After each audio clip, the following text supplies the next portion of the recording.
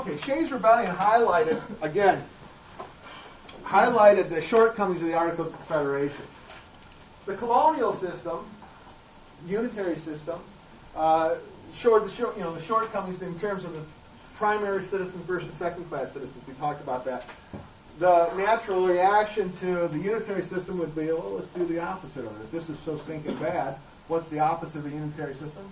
Well, we'll turn it on its head, a confederal system. The separate sovereign states will be in charge here, which were units of the empire, and now they're separate sovereign countries. They will have the power and determine and dictate to a central government, that of a Congress, which will be weak and won't have the ability to demand or force anything. Well, that doesn't prove to work out much better in terms of the national interest or the interest of the full United States. The incentive is certainly there to cheat, to do what's in the best interest of the country of Massachusetts or the country of Pennsylvania, which are no longer colonies but are now separate and sovereign. And so the need to come together to, and the way it's sold, to strengthen these Articles of Confederation, this loose agreement that binds the states, to make a more perfect union, to put some teeth in the Articles of Confederation, to give the central government some power to force compliance. At the heart of the Constitution, why a Constitution is ratified, is this concept of a contract. The Articles of, are we in chapter 3 right now? We are bouncing into chapter 3, okay. Yeah. We're rolling chapter. You cannot talk about federalism without talking about the Constitution. Right. So the Constitution, at the heart of the Constitution is a contract. A binding contract written that will strengthen the Articles of Confederation, but also define now how the central government, how the federal government, how the central government will make its determination. Who will make up the central government? We're giving it the authority. We're giving it the teeth. Who is going to make up the central authority? And that's where you get the two plans, right? The Virginia plan and the New Jersey plan. Different states, different number of people, different ideas on what's best interest of those states. The Virginia plan certainly, at least in the mind of the people from the smaller states like New Jersey, would certainly benefit the larger, more populated states. The New Jersey plan, certainly in the minds of individuals from the more populated states, would benefit the smaller states, less populated states. The compromise between the two, also known as the Great Compromise or the Connecticut Compromise, the compromise between the two is what gives us a bicameral legislature that has representation based both on population and representation that's based upon equality of the states. The U.S. Senate gives an equal standing of each state. Right? How many U.S. senators from Michigan? 2. How many U.S. senators from Texas? How many U.S. senators from California? How many U.S. senators from Little and Rhode Island? 2. Right? Exactly, 2. Every state has 2. It's an easy one, right? How many representatives from the state of Michigan? 2. It's based on population. There are 15. Yeah, there are 15 right now. But how many representatives are there from California? Yes. Why a lot? Because of population. How many representatives from little old Rhode Island? Not many. Just 1.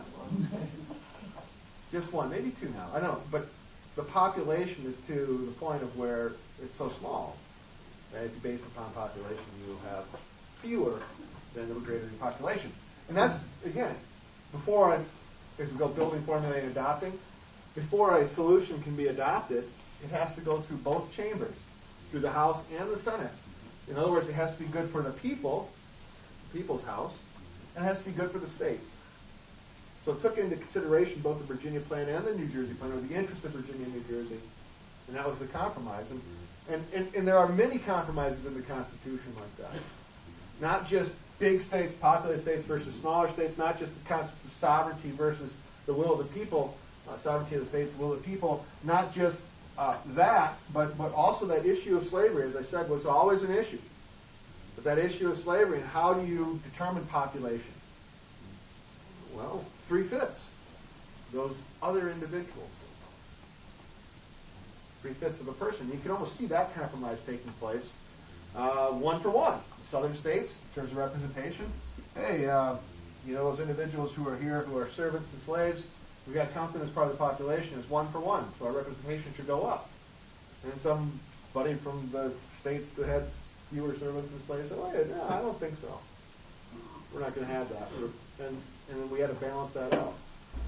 We had compromise, and they came up with 3/5. And you can almost see that taking place. 1 for 1? No. 0 is no. Half? No. 3/5? All right, 3/5. But here you are, you're articulating the value of a person.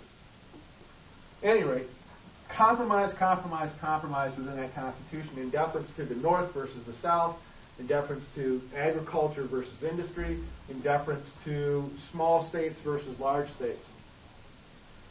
And you get a product. And that product is then, as we talked about in class, was taken to the delegates of the different states, not to the state legislature, delegates of different states, and they either ratified that contract or they didn't. You needed 9 of 13, and that was a big issue as well. 9 of 13 on the Articles of Confederation, as you guys pointed out, if you wanted to change the Articles of Confederation, you had to do it unanimously. Well, that was a big issue. If we're going to create this Constitution, everybody has to agree. Well, we know Rhode Island didn't even send any delegates. They didn't send anybody to this Constitutional Convention. So Rhode Island wasn't going to agree. They weren't there. But they weren't going to allow Rhode Island to stop the process. If they could get 9 of the 13 without Rhode Island there, they'll do it anyway. Well, the first few kind of fell into line pretty quickly, but those last couple were tough to get. Eventually, you get the 9, and then the rest fall in place. But as I said, consistent throughout the majority of those states who ratified was the concept that there would be a Bill of Rights, protections that the central government would not cross. And those came before the ratification, not after.